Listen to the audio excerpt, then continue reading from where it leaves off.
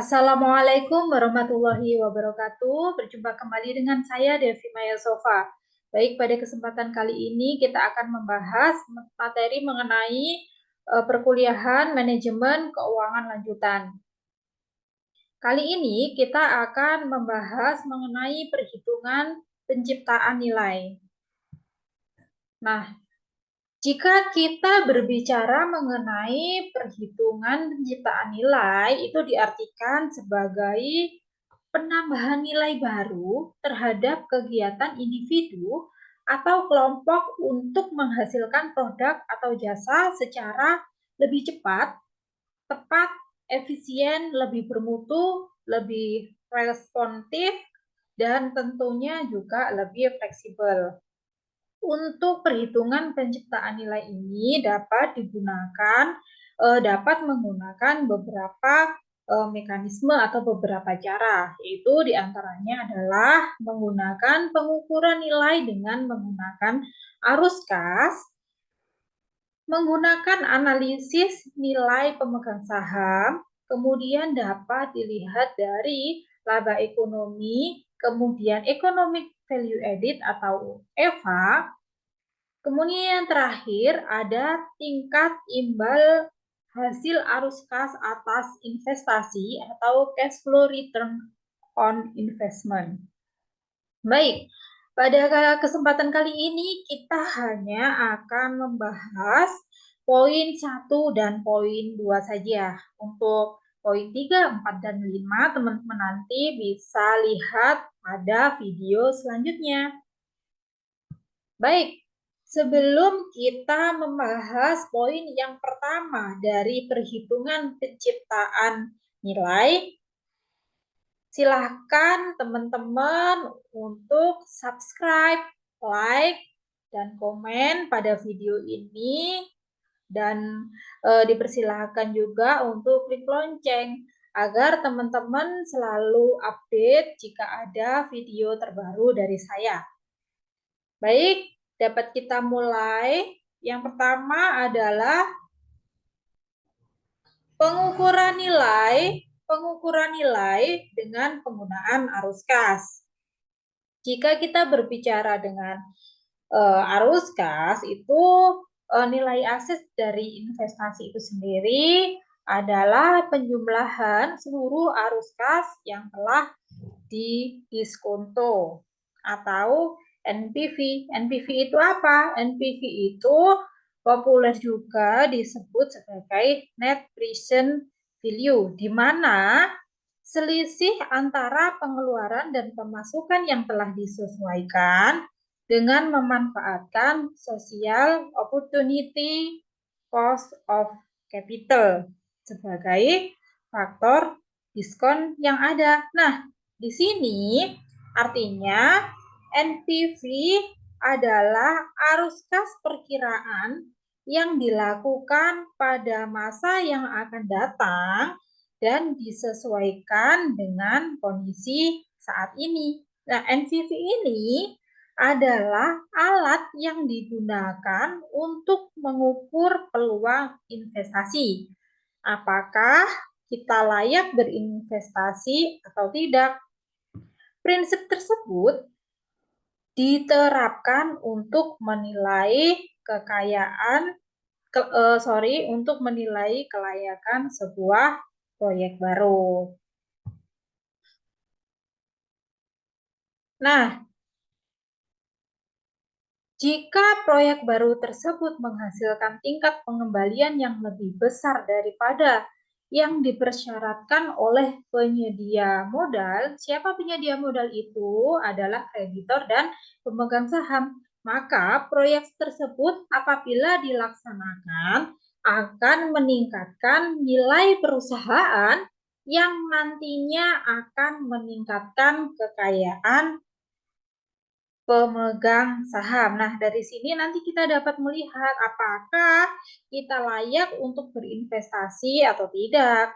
Nah, di sini dapat dikatakan layak untuk berinvestasi karena ini sudah disebutkan dapat meningkatkan kekayaan pemegang saham. Nah, kemudian untuk proyek net present value-nya atau selisih antara arus kas di masa depan yang telah didiskonto dikurang dengan nilai investasi awal ya, tadi pengertian dari net present value-nya. Nah, jika proyek NPV-nya ini positif, maka akan meningkatkan nilai perusahaan. Nah, dari sini kita juga melihat tingkat pengembalian suatu perusahaan atau dengan melihat net present value, jika NPV-nya ini positif, maka akan meningkatkan nilai perusahaan dan kita layak untuk berinvestasi.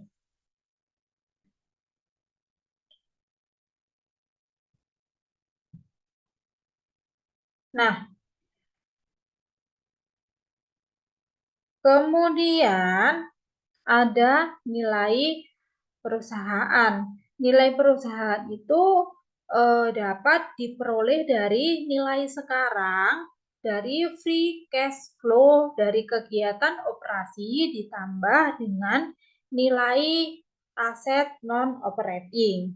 Nah, free cash flow itu sendiri dapat diartikan arus kas bebas, yang artinya arus kas yang tersisa setelah perusahaan membayar beban-beban operasional dan kebutuhan investasinya.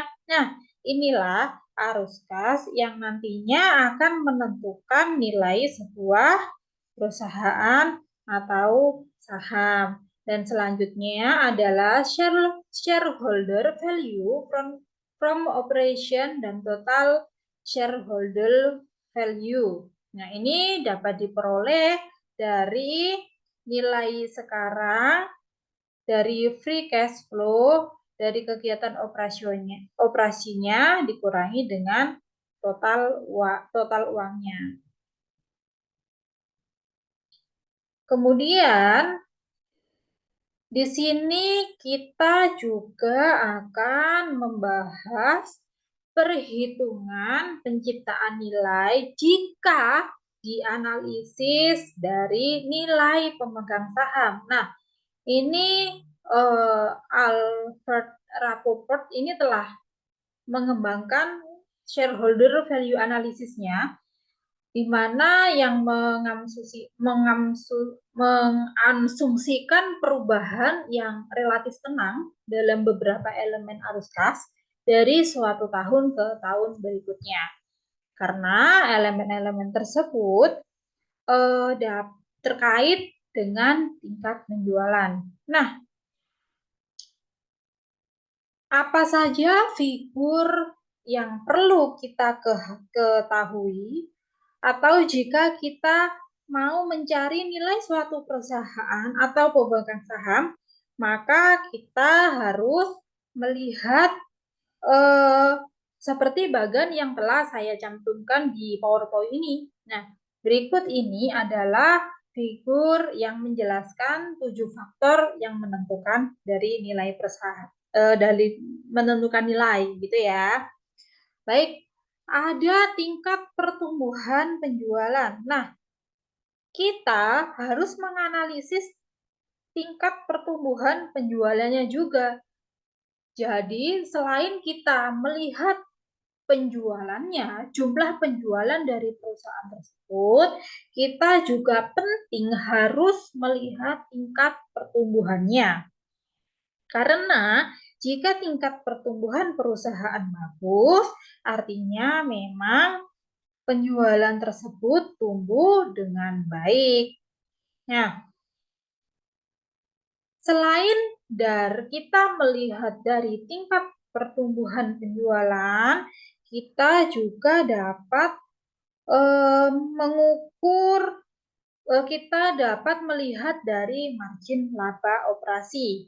Ya, kita dapat mengukur seberapa banyak laba perusahaan setelah membayar operasionalnya. Ya, penjualannya berapa dikurangi dengan biaya operasional, kemudian menghasilkan margin laba operasi. Jika kita sudah tahu berapa margin laba operasinya, maka kita akan menghitung tarif pajaknya, gitu ya. Jadi margin laba operasi dihitung sebelum membayar pajak. Nanti setelah laba operasinya selesai dihitung, maka akan dikurangi dengan tarif pajak.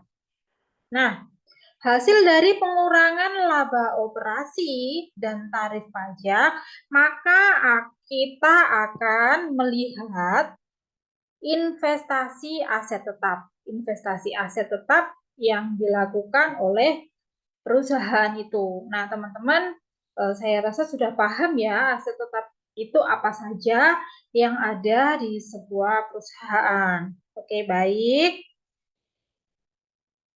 Jika kita berbicara mengenai aset, maka ada aset tetap dan ada aset lancar. Nah, jika investasi modal kerja ini adalah lebih kepada investasi aset lancar yang ada di sebuah perusahaan. Nah, untuk periode perencanaan, nanti setelah ada laba yang dihasilkan perusahaan, itulah yang akan digunakan pada periode perencanaan yang dilakukan oleh perusahaan. Nah, setelah itu nanti kita baru dapat melihat berapa tingkat pengembalian yang diharapkan. Itu ya. Jadi inilah yang kita gunakan untuk menganalisis nilai pemegang saham. Inilah 7 figur yang digunakan untuk menentukan nilai. Jadi setelah itu nanti kita berbicara tentang tingkat pengembalian yang diharapkan agar kita tidak rugi dalam berinvestasi.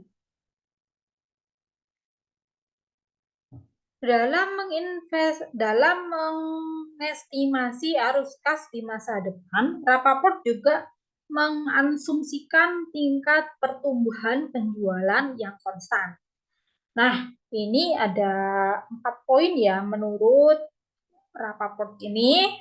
Yang pertama ada margin laba operasi yang konstan. Kemudian keuntungan dalam model ini adalah keuntungan sebelum beban pajak, beban bunga dan beban pajak. Kemudian ada tarif pajak di mana presentasi dari laba operasi diasumsikan sebagai konstan dan aset tetap dan modal kerja nilai terkait dengan kenaikan pada penjualan. Dan di sini dapat dicontohkan. Ini ada contohnya ya. Nah, contohnya seperti ini. Jika penjualan ini sebesar 1 juta dan diharapkan akan bertumbuh sebesar 12% per tahun, margin laba operasi sebesar 9%, tarif pajak 31%, kenaikan pada aset tetap adalah 14% dari perubahan penjualan, dan kenaikan modal kerja sebesar 10% dari kenaikan penjualan, maka arus kas tahun depan adalah seperti ini. Nah, ini contohnya ya. Contohnya dan cara perhitungannya. Yang pertama ini kita akan menghitung penjualan tahun depan. Penjualan tahun depan ini dapat diperoleh dari perkalian antara penjualan tahun ini dikali 1 itu konstan ditambah dengan pertumbuhan, di mana pada soal ini dijelaskan bahwa penjualan tahun ini disebutkan senilai 1 juta dan dikalikan 1,2 12. 1,12 ini dari mana? Dari 1 nilai konstan ditambahkan pertumbuhan. Pertumbuhannya mana? Dalam soal ini diharapkan akan bertumbuh sebesar 12% per tahun. Artinya 12% per tahun itu 12% dikalikan dengan dibagi dengan 100, hasilnya 0,12. 1 ditambah 0,12 dihasilkan 1,12. 1 juta penjualan tahun ini dikalikan dengan hasil pertambahan antara 1 dan 0,12 adalah 1.120.000 rupiah. Kemudian selanjutnya kita akan menghitung laba operasi. Nah, laba operasi ini diperoleh dari penjualan tahun depan yang sudah kita hitung sebelumnya, yaitu 1.120.000 dikalikan dengan margin laba operasi 0,09. Ini diperoleh dari 9% dibagi 100 ya, karena 9% didesimalkan menjadi 0,09 dan hasilnya adalah hasilnya adalah 100.800 rupiah. Baik. Kemudian kita akan menghitung pajaknya. Pajaknya ini diperoleh dari mana? Dari laba operasi dikalikan tarif pajak. Laba operasinya ini angkanya diperoleh dari laba operasi yang telah kita hitung sebelumnya, yaitu 100.800 dikali 0,31. 0,31 ini kita lihat pada soal ya, tarif pajaknya adalah 31%. Artinya 31% ini didesimalkan atau dibagi 100 menjadi 0,31% sehingga menghasilkan nilai yaitu 31.248. Kemudian kenaikan pada aset tetap. Kenaikan pada aset tetap ini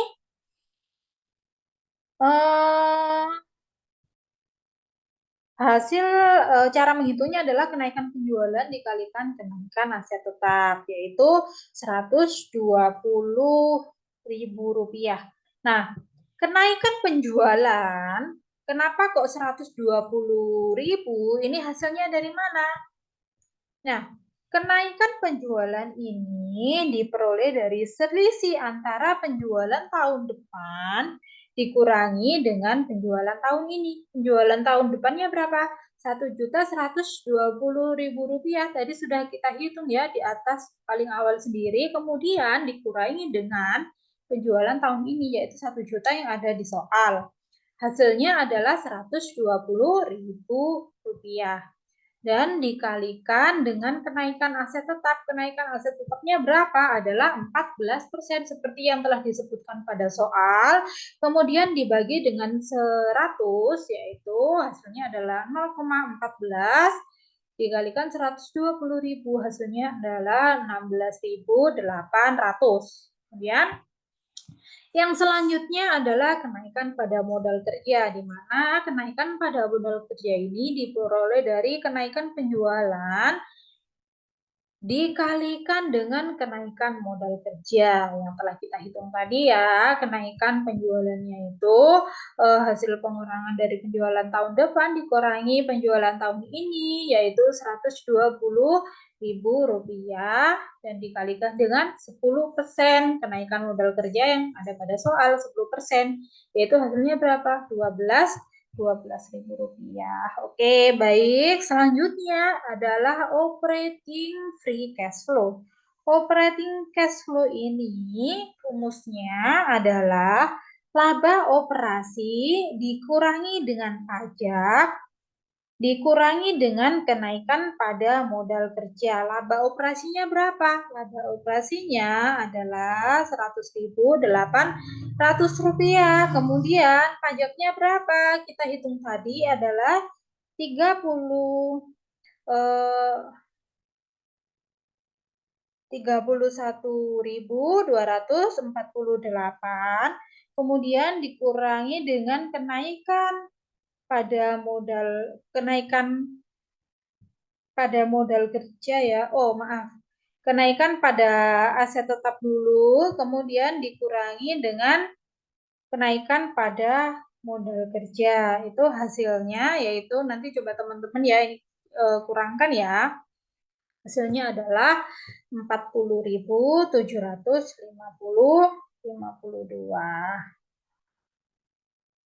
Oke, baik, selanjutnya. Nah, analisis analisis nilai pemegang saham ini merupakan penjumlahan antara utang dan ekuitas, di mana komponen utang dalam perhitungan nilai sebuah perusahaan adalah nilai pasar dari utang jangka panjang yang nantinya ditambahkan dengan nilai pasar dari saham preferred. Nah, formulanya, cara menghitungnya itu seperti apa? Yaitu nilai sekarang dari arus kas operasi dalam periode perencanaan ditambahkan dengan nilai sekarang dari arus kas operasi setelah periode perencanaan dan nilai aset saat ini sekuritas yang diperdagangkan dan investasi jangka panjang, ini ketiganya ini nanti dijumlahkan ya teman-teman, maka akan menghasilkan corporate value. Nah, ini ya saya ulangi lagi, nilai sekarang dari arus kas operasi dalam periode perencanaan. Jadi ini masih tahap perencanaan, kemudian ditambahkan dengan nilai arus kas yang setelah periode perencanaan dan kemudian ditambahkan lagi dengan investasi jangka panjang. Ini nanti ketiganya dijumlahkan kemudian akan menghasilkan berapa corporate value-nya. Baik.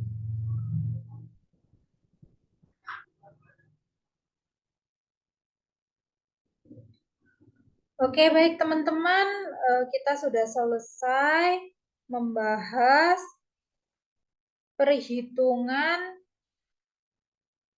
penciptaan nilai untuk 2 poin ya, pengukuran nilai dengan menggunakan arus kas dan analisis pemegang saham.